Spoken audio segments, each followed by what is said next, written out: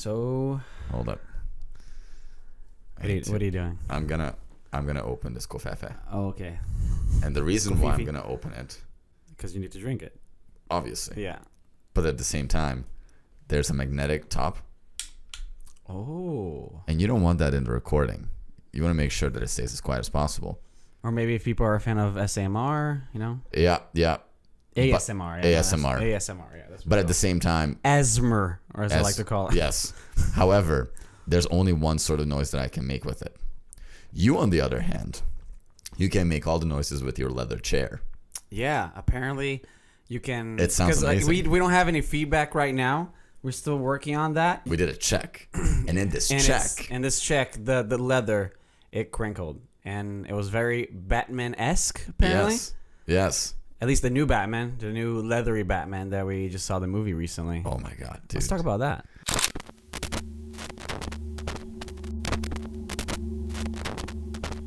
Let's talk about the Batman movie. Yeah. Also, welcome back to... After a hiatus of... 2 years? Has it been 2 years? I thought it was just one. Was it just 1 year? Because, I mean, like, didn't we... It was pre-COVID, right, when we were doing these. And it's been, like, 2 years of COVID. So I think it's been 2 years. Oh, my God. I think it was 2019. I have to check the facts. But yeah, I think it's been 2 years. Confirmed. Oh, my gosh. But yeah, it's been a long time. Since the 2 years have happened, we now have cameras. Well, we had cameras before, but now we're using the cameras. Yeah, this is the first episode with cameras. Yes. You guys are going to be able to see us now. You're going to be able to actually, like, clue in on Ben's very physical comedy and his really hilarious reactions. You got to see it sometimes. It's just a lot of, like, eyebrow. Translate well on audio. What are you trying to say to me right now? A lot of neck. There is a lot of neck. Uh-huh. Yes. Yeah. I do have a long neck, which is why I'm having my hair down as of recent. I'm trying to cover it up. Uh-huh. Because you know how there's, like... Oh yeah, that's not change hairs. Yes. Like, yes. Mine is flowing like the wind. Yes, because last time we had a podcast with all the pictures and everything, you were Baby Dan. Yeah, I was Baby Dan, short hair Dan, but then COVID and quarantining has done wonders for my hair. Yes, and some Pantene. Is that what you use? And no, it's all Lush products because Aisha's big into just. She used to work at the place, and also this is not a spot for Lush, but if they want to give me money, I'm up for it. Or just extra shampoo, that'd be nice too. Yeah, right, exactly. My God, it's so expensive. But she used to work there, and ever since I started dating her, 7 years ago, she pretty much like threw out all my Head and Shoulders or all that really like artificial kind of stuff, and now I've been on the natural. How did that feel? I'm curious because a bunch of my other friends are now coming together and are now moving in, and they're experiencing this whole living together vibe. And I remembered when I was in like not a cool living situation, I would have loved to just create my own space. Like nobody touches my stuff. It's great. Yeah. And then when you move into a cool living situation, everyone's touching everything. Your products get then changed out, i.e. your shampoo. Yeah. So how did it feel being the man of the household and choosing your own shampoo to then be like, no, this is gone, babe. Honestly, it felt great because I mean, like, that prior to moving in with your significant other, and if that significant other is a female, yes, and you're just over at their place, and after a few moments of magic, you wanna wash up and you wanna clean up. Woo! Yes. You wanna clean up. That the difference between your bathroom as a single guy and your like new girlfriend's bathroom is like night and day, right? With all the products, it's just like a plethora of like things you can use now. You didn't even know they existed. I know, and you feel like a king or a queen to some. Yes, just using all that kind of stuff, and you love it when you go over to your girlfriend's house that you get to experience that because as a guy you got like Old Spice and that's about it. And like maybe Axe if you're getting like really frisky. And it's just a one body wash kind of thing that is also shampoo, right? It does really, it all like in one, like that. Why would you get anything else? It's like bare bones situation. Yes. So it was a blessing, honestly. I mean, it wasn't like I fought it. I didn't fight it at all. I was just like, hey, you know what? I like the smell of peppermint and eucalyptus and all that kind of stuff that is in there. God. So many fragrances. That does sound amazing. Yeah. Now, I also really like Aisha because she has made continuous fun of us for watching the Marvel's Avengers Endgame, back when it came out. Oh yeah, and it was like a 3-hour movie. Yeah, and she was like, "Oh my gosh, like, I can't believe you guys are all watching this movie for 3 hours." I know. And then now she just came to Batman with Us. Yes, which was also right. like 2+ hours. Did I say? It was like, was it like, I don't know. I think it's like 2 hours and 15 minutes. It was like pretty much 3 hours. Yes, it's a very long movie. It's a really long movie. How did you like it though? How did she like it? Because you guys came back home afterwards, and I don't know, like, you know, if she and just then like, a few moments of magic. Oh God. She really liked it. Yes. She was really into it, and I know that you were as well, because we watched the movie together. Yes. And you're like constantly like looking at me. Like, I'm just waiting for a little bit of approval. There were still some COVID rules in the movie theater, so we had some gaps between the seats. Dude, it was incredible, because for the 5 or 6 of us, we were taking up like 8 or 9 spots. It's a lot of spots. So like he was really just like down the row, like looking at me every once in a while, just like with that excitement face. Just like, are you seeing this? Are you seeing this? Yeah. But she liked it, and I gotta say, for a 3-hour movie, it didn't feel like a 3-hour movie. It sure did not. It was very, very well paced. Very well produced. Yes. Oh my God. And very well shot too. That's like, it's like chef's kiss. Like almost every shot of that movie is like really mesmerizing. It's really like just beautiful to look at. Yes. It's I believe it was shot like on anamorphic lenses, so it widens everything else, and it distorts like just the edges, right, and everything. And so the depth of field of that was just like, it looked super unique. So good. It was so good. Like the one thing that you're supposed to be focusing on is like clear as day. It was clear as day, and everything else is just perfectly blurry, just like it's supposed to be. A lot of the shots in the movie too were very centered. It wasn't a lot of rule of thirds in it. It was a lot of center shots, which helps when a lot of the background is just blurry. Blown out, Yeah, blown out. You know exactly what you should be focusing on, right? Yes. Those shots don't really work for rule of thirds, right? Yes. Which, by the way, you know, for the uninitiated, rule of thirds is a concept of framing where you kind of put the subject on like the third of the frame, either left or right, in the corner kind of thing, so you can have either left or right open to whatever you want to frame there as well. That's right. It's like it was pretty much the go-to for framing. Yes. For so long. And then now I'm seeing a lot more of these like center frame shots. Yeah, you're and focusing it's just like on one thing, and and that is it. Yes. And it's like pleasing as hell. It helps a lot really is. On even if we're talking not just depth of field. Yes. If we're talking, say, an action movie where you got a lot of stuff going on, like fighting or chasing and everything. If you just center that, whatever the focus point to be, right in the center of the frame instead of like a rule of thirds and everything, it helps so much more for us to follow the action, which was something that was they did it on Mad Max as well. Yeah. And the editing on Mad Max it's very like hectic sometimes. Sometimes they even speed up the frames a little bit to really like mess with the speed and everything. And the reason why you're able to keep track of it very well is because like what you need to follow is right in the center of the shot. And, it looks very heroic as well. Like, yes. I love when like symmetrical exactly. shotes just frame it here, and you're like, yeah, it's like made for Batman to just like stand like with this cowl over, watching Gotham and everything. Which, by the way, in this movie is just like really a place you don't want to live. Yes. It's like, you know, with the other Batman movies outside of the Michael Keaton one, like the first like kind of serious one. Why don't you want to include the nipples? I love the nipples. Bro, the nipples it was like Batman and Robin like era with wasn't the director Joe Schumacher? It was like Clooney, was it? Clooney. It was Clooney. Yeah, it was Clooney. Yeah, it was. I slept on that one. I forget if it was Forever. Batman Forever already had the nipples, or was it just Batman and Robin that the nipples really became? It also just power play translates that all of these Batman movies that were of the past, meanwhile pioneering movies, dare I say, they didn't necessarily, in my opinion, capture what Batman is supposed to be. No. It was still for... It was trying times, right? Because here's the thing, Batman started, at least in movies, it started like being campy with Adam West and everything. It was campy, and then it became kind of serious and gritty with Michael Keaton with like Batman, and then Batman Returns. And then there was Batman Begins with Christopher Nolan, which is like a reinvention, like trying to make it more like grounded, We're Yes. like, what if this actually, what if Happened in Batman, reality. what if somebody could become Batman, all that kind of stuff, Yeah. which is great. But at the same time, as much as I like the Nolan movies, Gotham itself It still looked nice.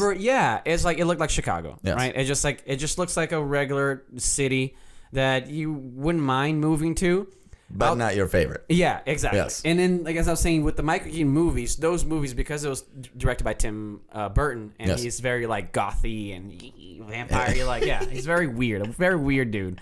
The city did look like more like Gotham. It was dark and it was dingy and everything. But this one right here, this like imagination of what Gotham is, it's exactly what it should be. Like a really dirty, dangerous place where everything is just awful. You're terrified of the shadows in this city. Oh my there were God. multiple shots of people just looking at the Just shadows, looking at the dropping shadows, something, and be like, am I gonna go get it? Which I don't think so.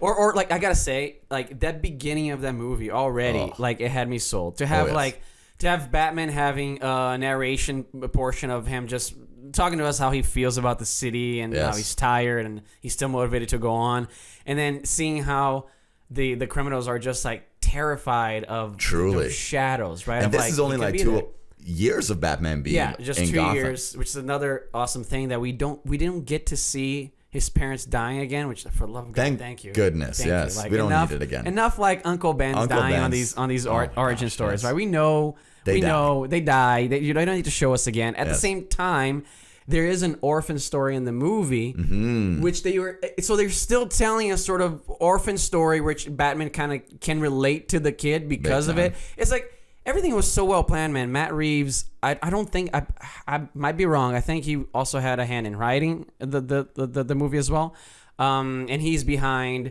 the new Planet of the Apes trilogy, which is like one of the best trilogies out there. So good. It's so good. So he fucking did fantastic. From the way the movie looked, the pacing for it being 3 hours and you don't feel like it's 3 hours. That's just it. The action. Can we talk about that car chase for a second? Can we talk about the first brutal beatdown of just like you're 5 minutes into this movie, everyone's scared of the shadows, then Batman comes out, doesn't say a single word, right? He just stands there, walks into this metro station, which is like, okay, like that kind of like lost me a little bit. I'm not gonna lie. Like out of the entirety of Gotham, why are you in this metro station where this Bats like the subway, man? For sure, I don't doubt it. But at the same time, like I don't know, it kind of was just like really the bat signal was up, so you know that Gordon wanted to get some police business taken care of.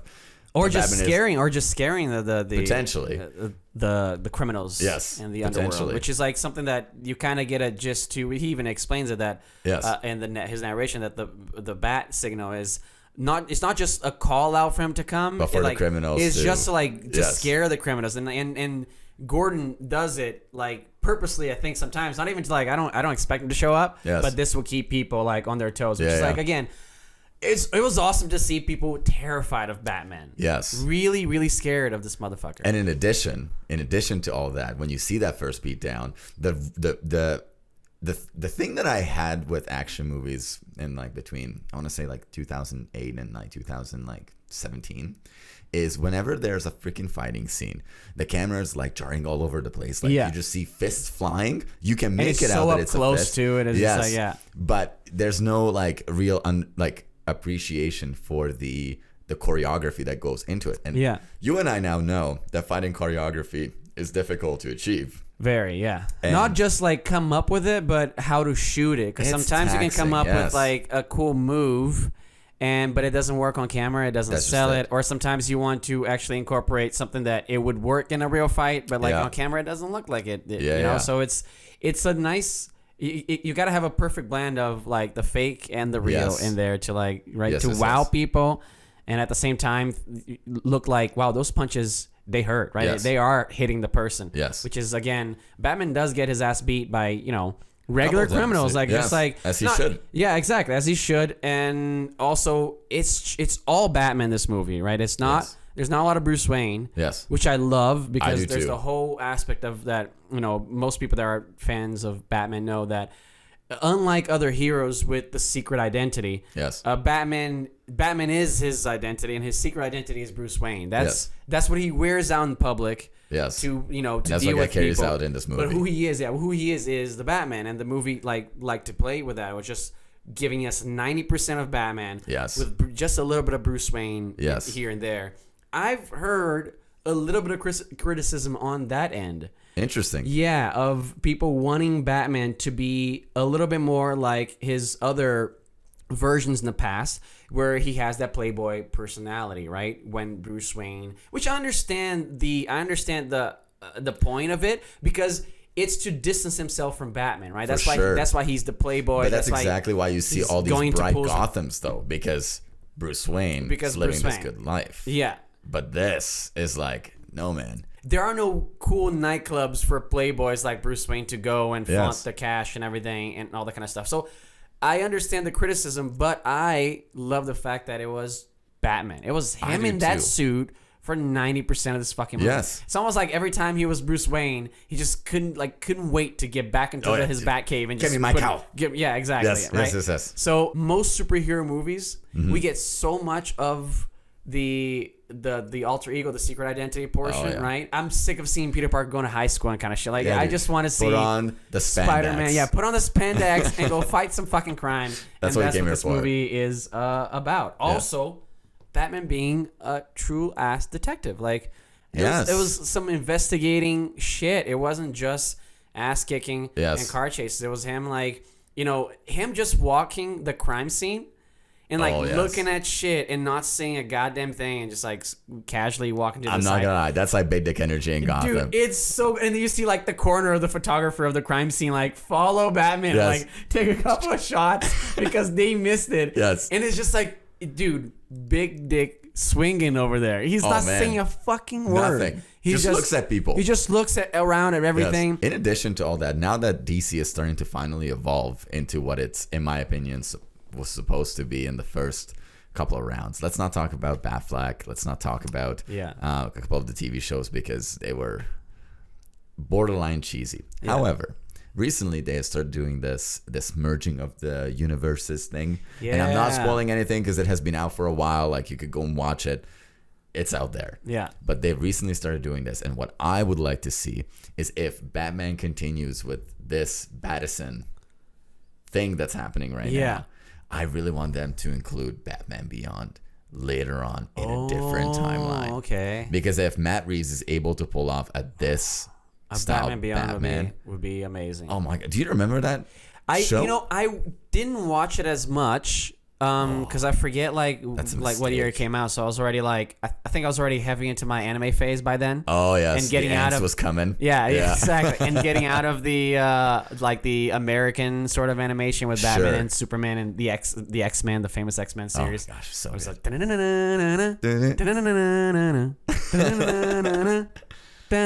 But so I didn't watch it as much. That yellow costume slaps. Yeah. Oh my god. Hard. Okay, I'm gonna go on a tangent here. I'll come back to it. But I can't believe with all these X-Men movies, we still haven't gotten a bona fide yellow spandex suit for the Wolverine. Even though it was teased at the end of the Wolverine, the one that he goes to Japan. Yes. I think it was a post-credit scene or at the end he gets a case and he opens up and he's the old one. Yes. But in the next movie he's got some black. Here's my flack with dark color stuff. The entirety of just Marvel X-Men movies, or I guess in association with Marvel X-Men movies.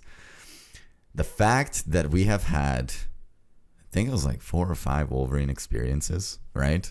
Yeah. Throughout the entirety of the X-Men series. Yeah. And I think there are at least 3 movies that are just Wolverine. Yeah. The only thing this man does is groans a lot, runs through a forest. Yeah.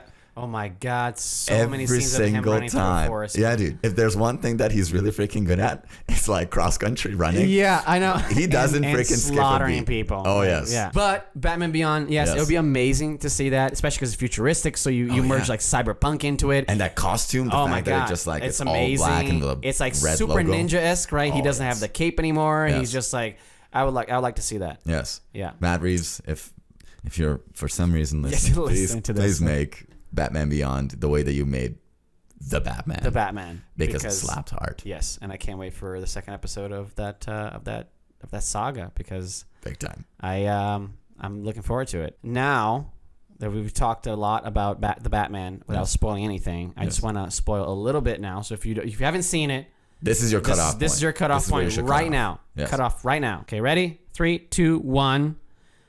Do you think that the Joker scene was like warranted? That it needed to be in that movie? Because negative. That was another like bit of criticism. I understand that it wasn't necessary to put him there, right? 100%. It was just like an introduction. Yes. And it's because again we're living in the new age of a movie has to connect to other shit, right? Yes. It cannot be just the only thing, foggy. right? It has to be a second episode, third episode. It has to be you got to have a show about it too. Like the Penguin is gonna have a show on HBO Max now. Like it's all about the universes. It's all about creating something that can sustain, that can sustain a bunch of other like properties and everything. Mm-hmm. So I understand that they have to hey, there's gonna be more and he's gonna come in, but it was 100% unnecessary. Nobody needed to see it. It didn't connect to anything. And his dialogue was very like Jared Leto in that Justice League 4-hour cut, Zack Snyder cut, where it's again